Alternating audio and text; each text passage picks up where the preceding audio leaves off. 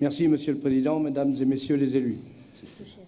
Originellement, le pacte territorial d'insertion, ou PTI, avait deux objectifs principaux.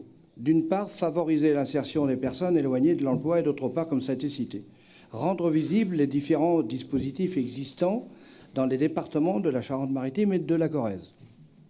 Cependant, on constate, malgré toutes les mesures qui ont été mises en place, inventées, par un énième plan, que le nombre de bénéficiaires du RSA a augmenté depuis 2009 de plus de 29,4%, ce qui est assez significatif.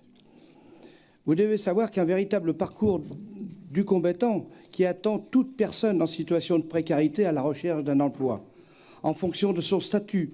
Celle-ci s'adressera soit à Pôle emploi, à la mission locale, à Cap emploi, au PLI, au CCAS, etc., etc.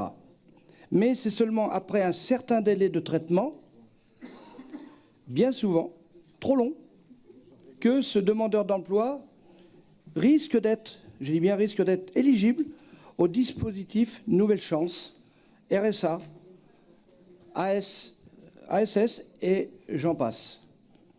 Cet empilement de mesures ne présente aucun résultat probant. Malgré les chiffres qu'on nous présente, on ne peut les nier, c'est vrai. Il faut le dire, si ce n'est que de faire diminuer le chômage de façon artificielle, créant des statistiques faussées dont nos chers dirigeants se flagorneront. En effet, ce véritable millefeuille administratif ne crée pas l'emploi escompté, alourdissant davantage la situation déjà catastrophique des finances publiques. À ce sujet, il serait édifiant de connaître le chiffrage précis de ce PTI, qui nous apparaît comme un gouffre financier, véritable tonneau des Danaïdes.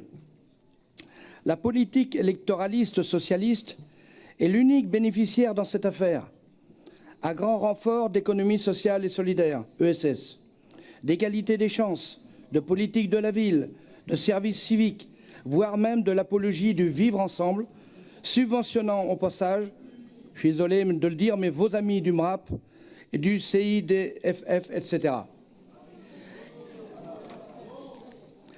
Les invisibles, comme vous les appelez, sont nos compatriotes travailleurs, généralement pauvres, jeunes et issus du monde rural. Que doivent-ils penser lorsque vous les logez à la même enseigne que les déboutés du droit d'asile ou les étrangers en situation irrégulière? Mettez-vous un peu à leur place. Navré de l'apprendre ou de vous l'apprendre, désolé, mais votre politique sur l'emploi est un échec. Ce n'est pas en complexifiant et en croulant sous un amas de dispositifs que vous pourrez vous donner bonne conscience. Dans tous les cas, si vous n'allégez pas les dispositifs administratifs et si vous ne privilégiez pas l'économie réelle, toutes vos initiatives, malheureusement, resteront vaines. Sur ce dossier, nous voterons contre. Je vous remercie, Monsieur le Président.